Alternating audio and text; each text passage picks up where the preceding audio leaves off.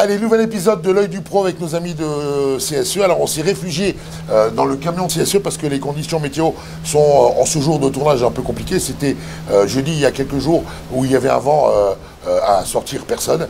Néanmoins, les travaux continuent sur les terrains de foot avec les équipes de CSE, avec Laurent comme quasiment à chaque fois. Alors Laurent, aujourd'hui, il s'agit notamment dans cette période de travaux sur la partie automnale de décompacter les terrains. Alors qu'est-ce que ça veut dire? 2, pourquoi on le fait? Alors le décompactage, comme son nom l'indique, ça permet de décompacter le sol. Donc ça augmente la porosité du sol. Ça permet aux eaux de surface de mieux s'infiltrer, comme le sol est décompacté. Et ça permet également au système racinaire du gazon de mieux se développer dans le sol.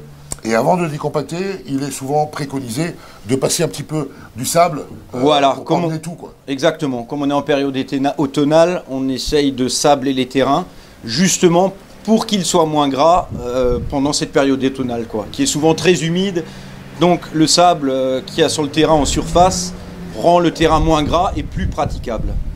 Voilà, on vient de le voir avec Laurent sur l'explication et les images sur le décompactage qui est fait ici sur le terrain de Kilchette. On est toujours dans le camion de CSE qui nous abrite du vent parce qu'aujourd'hui, je peux vous dire que ça souffle fort avec Denis Delbron, le dirigeant de CSE. Denis, on l'a vu, décompacter, c'est important de le faire, mais dans ces travaux en période automnale, il y a aussi une autre étape qui est importante, c'est de mettre de l'engrais sur les terrains. Pourquoi et comment ?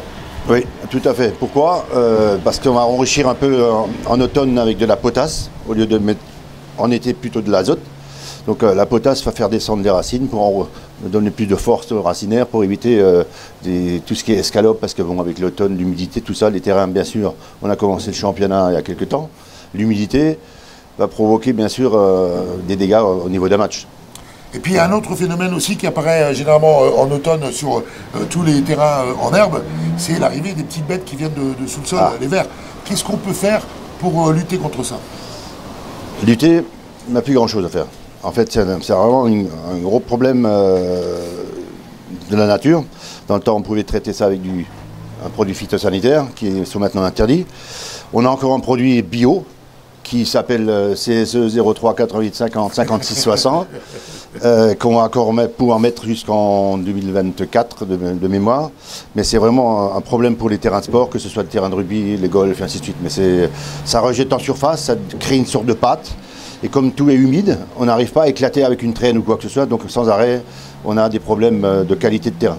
Alors si vous avez des problèmes de verre sur votre terrain, vous appelez CSE tout simplement, on rappelle le numéro 03 88 50 56 60. Voilà, c'est du côté du Picam, mais ils se promènent dans toute l'Alsace et même au-delà sur toute la région Grand Est. Denis, dernière petite question, on arrive dans une période où les terrains sont sollicités, il y a des matchs toutes les semaines, il y a des entraînements toutes les semaines.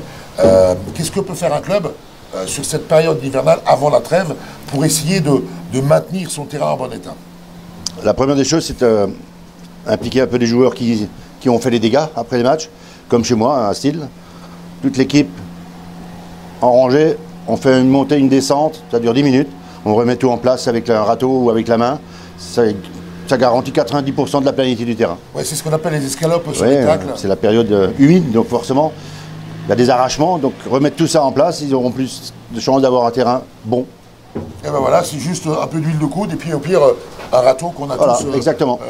Dans notre jardin. Denis, merci. On se retrouvera au printemps pour refaire une nouvelle série. Merci à CSE pour ses conseils avisés dans l'œil du pro. Et puis à très bientôt. À bientôt.